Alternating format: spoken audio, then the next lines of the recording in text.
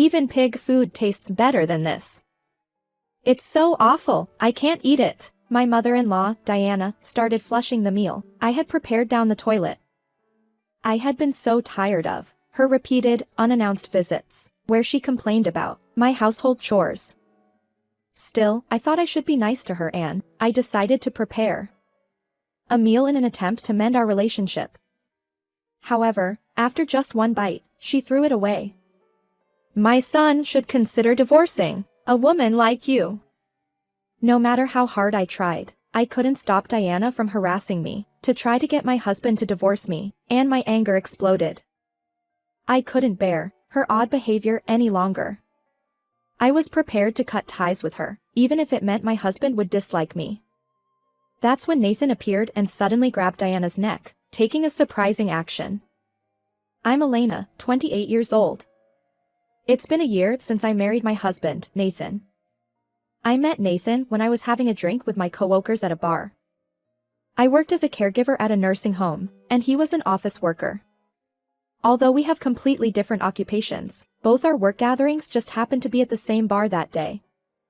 Some people have left the place early and groups were getting small. As I was chatting with some of my colleagues, Nathan and his colleagues joined us.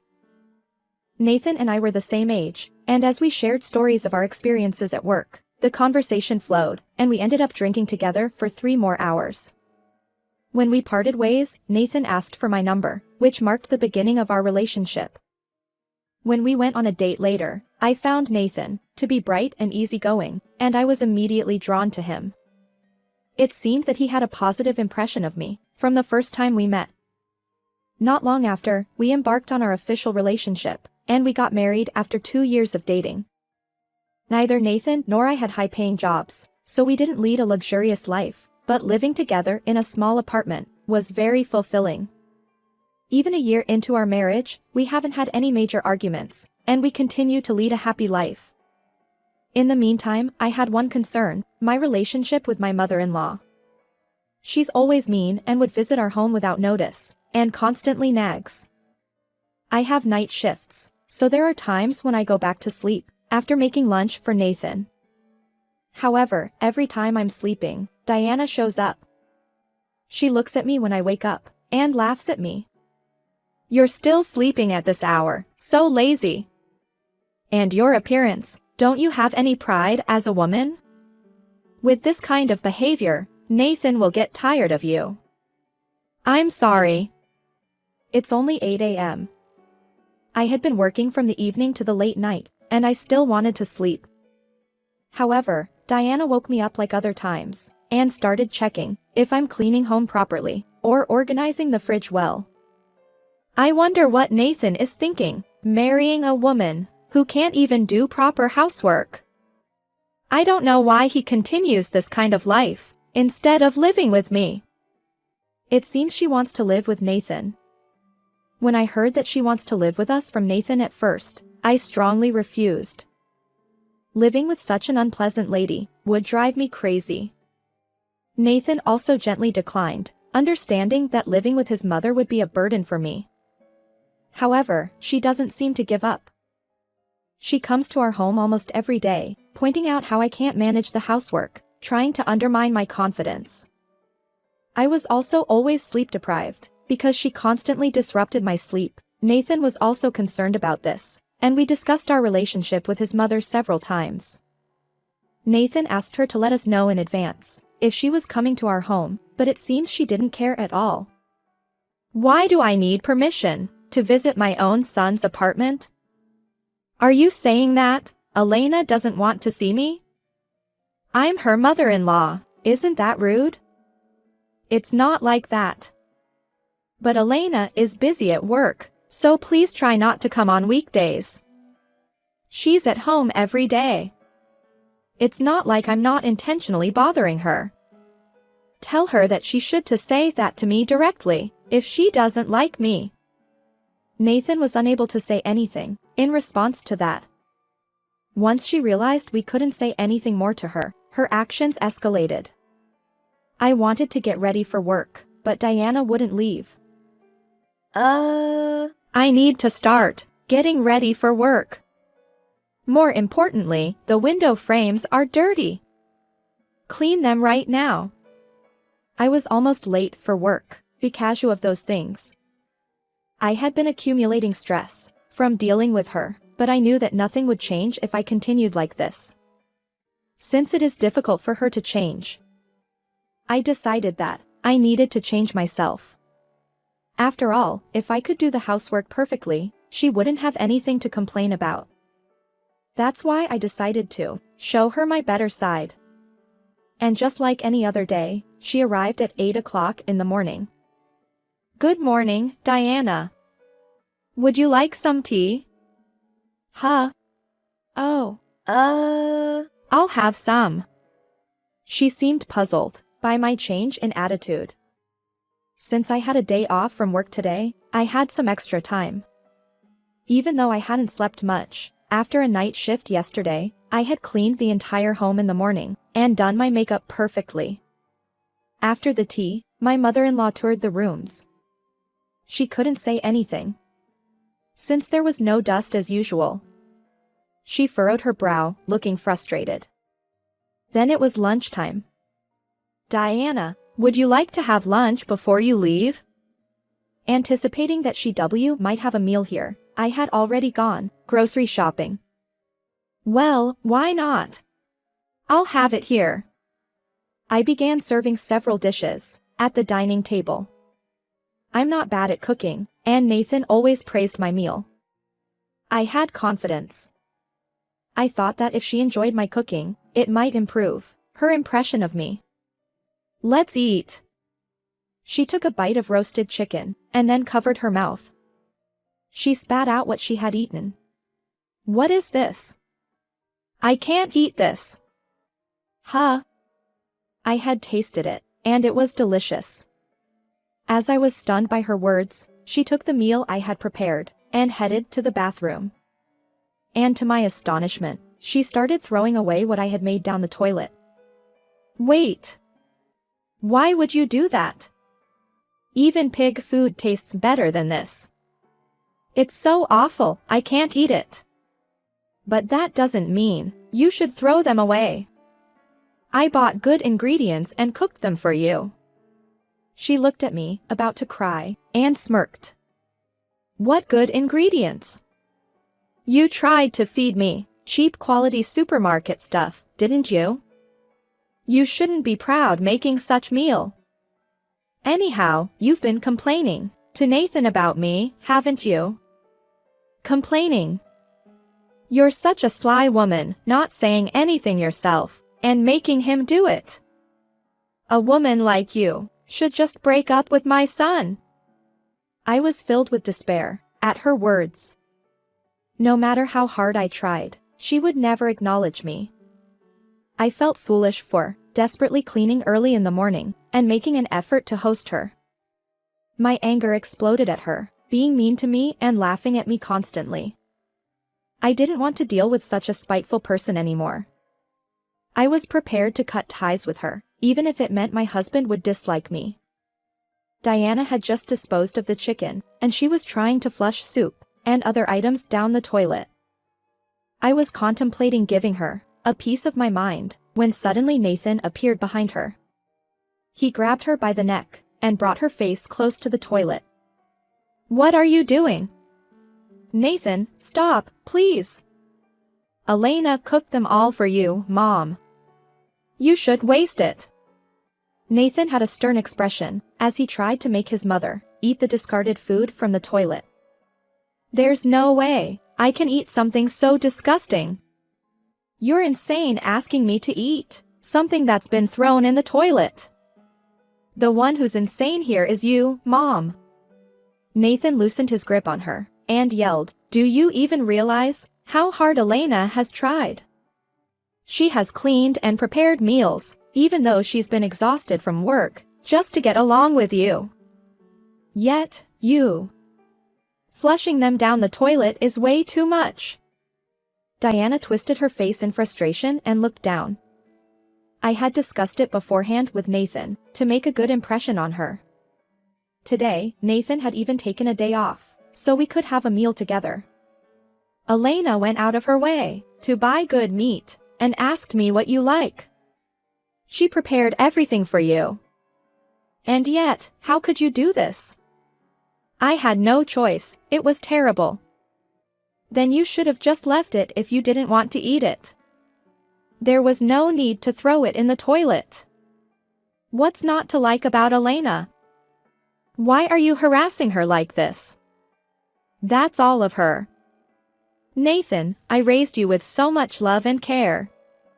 You've always been mine, and now you've been taken away from me. I can't just stay quiet. Nathan opened his mouth wide in disbelief. What? So you didn't like me getting married that much? Just because of that, you're harassing Elena like this? It's not just that. It's not like I didn't want you to get married. Then why? I was planning on us living together after you got married. But now you're living separate from me. Elena said she didn't want to live together, right? What a selfish woman. I, too, was left in shock by her words. It's not like I said I didn't want to live with her first. It was Nathan who suggested that we should live together. He wanted at least the early days of our marriage to be spent as a couple, without anyone interfering. I agreed with his opinion, and that's why we started living in an apartment near his parents' house. Nathan is such a sweet, caring son. But refusing to live with me is just unthinkable. It's your influence, isn't it? She was glaring at me with a menacing expression. Not only content with living separately, you even tell Nathan not to come home. Are you trying to drive a wedge between Nathan and me? You're truly a nasty woman. She spat out at me and began shaking Nathan's shoulders. It would be better to divorce a woman like her. She's brainwashing you and trying to make you cut ties with me. You're being deceived.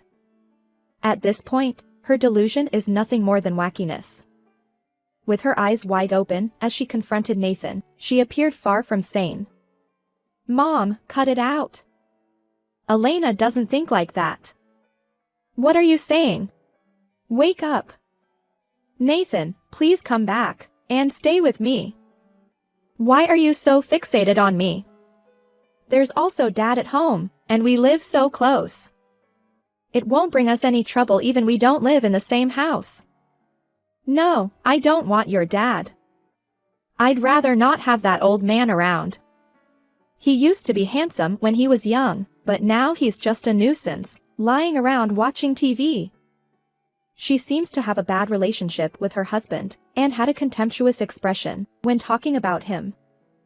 And then, she looked at Nathan, and let out a wicked smile. Nathan is my precious kid. He's been obedient and adorable since he was a child, always listening to me. But since meeting you, Elena, he's changed. She turned her gaze towards me slowly. I was so terrified I trembled. Since marrying you, Nathan has become rebellious. He never used to disagree with me before. It's all your fault. If only you weren't here. Feeling in danger, I tried to step back, but in the confined space of the bathroom, there was no escape. I ended up bumping into the wall. When her hands slowly reached for my neck, and were about to touch me, Nathan grabbed her hand. Enough already. It's all your imagination, Mom. I'm not yours. Even before our marriage, Nathan had been struggling with his mother's suffocating attitude. He couldn't be rude to her because he was kind, but he had been feeling stifling. Yet, he hadn't thought that her attachment to him was this strong. His face turned red as he shouted. I didn't argue with Mom's opinions, because it was pointless. When you're contradicted, you just screams hysterically, until everything goes the way you want. But I've had enough. What are you talking about? Nathan, you're on my side, right? You used to say that you love your mom. That was years ago. Yes, I'm grateful for you for raising me and giving birth to me, but now Elena is the most important thing to me. If you're going to disrupt our life together, I'll cut ties with you." When Nathan said that, Diana was panicked. "What are you saying? You're going to abandon me? I can't live if you leave me. You have a pension, and you are financially good, right? If you need money, I'll give it to you. So please, stop interfering in my life. It's not about money. I just need you in my life. Please, don't talk about cutting ties." Diana clung to Nathan, but he stared at her with a deeply exasperated expression. Seeing Nathan's reaction, her face lost its color. "What can I do to make you forgive me? Will you forgive me if I reconcile with Elena?" "Yeah, if Elena forgives you, I'll consider it." That's it. Elena, I'm so sorry. It was my fault. I apologized, please forgive me. Nathan sighed at Diana's clear attempt to be slick. Then, he turned to me. "Elena, can you forgive her with this apology?" Diana looked at me, with hopeful eyes, thinking that her apology was enough to be forgiven. I was filled with discomfort from her attitude. You can't expect to be forgiven with an insincere apology like that. What? You won't forgive me even though I apologized? Are you really that narrow-minded? What are you talking about? You're only apologizing to me because you don't want Nathan to leave. You haven't shown any remorse for what you did to me. I won't accept that kind of apology. This woman. That's why I'm telling you to leave and never come to our house again. In response to Nathan's cold voice, she clung to his leg with tears in her eyes. Wait. Please don't say that, Nathan. While his mother cried and shouted, the doorbell rang. And when I headed for the front door, my father-in-law, Chris, was standing there with a solemn expression. I'm sorry, is Diana inside? Yes, she is. Heaving a sigh, he gazed at Dana, who was in a state of turmoil and causing a scene. Cut it out already. Stop causing trouble for Nathan and Elena. Why are you even here? Don't tell me what to do. Nathan, I'm sorry. Lately, she's been acting strange, muttering negative things about Elena's by herself at home, and I started worrying that something might be seriously wrong with her. But I never expected it to be this bad. Diana clung to Nathan, her hair disheveled as she seemed to lose control. Observing her like this, Chris realized something was far from normal. He explained Diana's behavior over the past days, his attempts to get her to become more independent from Nathan, her refusal to listen, their daily arguments, the lack of conversation, and her recent habit of leaving the house each morning, likely to harass me, which he disapproved of, but was unable to stop. As a father, you'll never understand. A mother sees her son differently. Just because you think that way, it doesn't mean you can boss him around forever. Nathan is already a grown man. Thinking for himself and taking action is a good thing. We should support him as parents. Shut up. I don't need you telling me what to do. You're always working and neglecting your parenting duties. She seemed completely unreceptive to her husband's words, clinging to Nathan the entire time. Chris heaved another sigh. I've had enough too. I can't keep up with you anymore. Please, let's get a divorce. Fine. I don't need you. Chris remained expressionless, his thoughts inscrutable. But seeing a long-married couple splitting up so easily like this left me with a sense of sadness. Without even looking at Chris, Diana continued to talk to Nathan. Nathan is mine. My sweet Nathan. She kept chanting Nathan's name like a spell, and it was becoming increasingly frightening. She couldn't hear either my voice or Nathan's.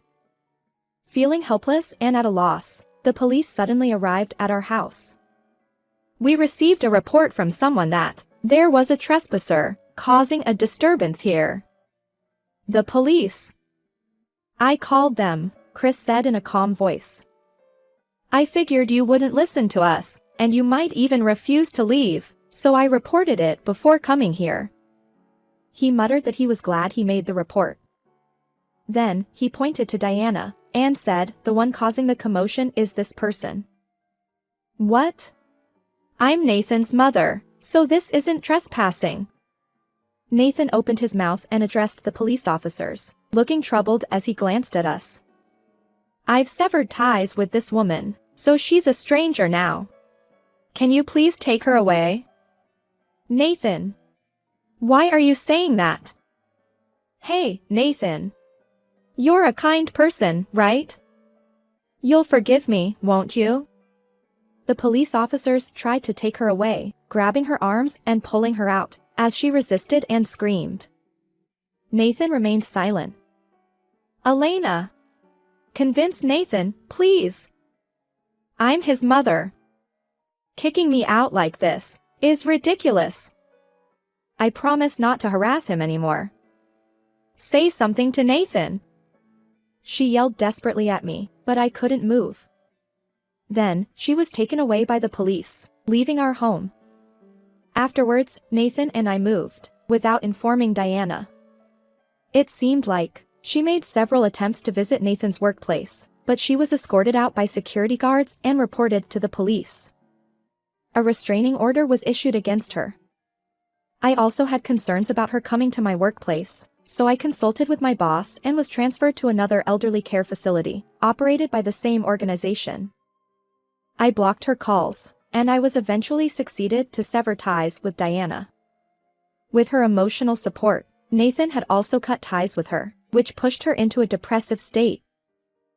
I heard that her appearance deteriorated. She had messy hair and stopped wearing makeup.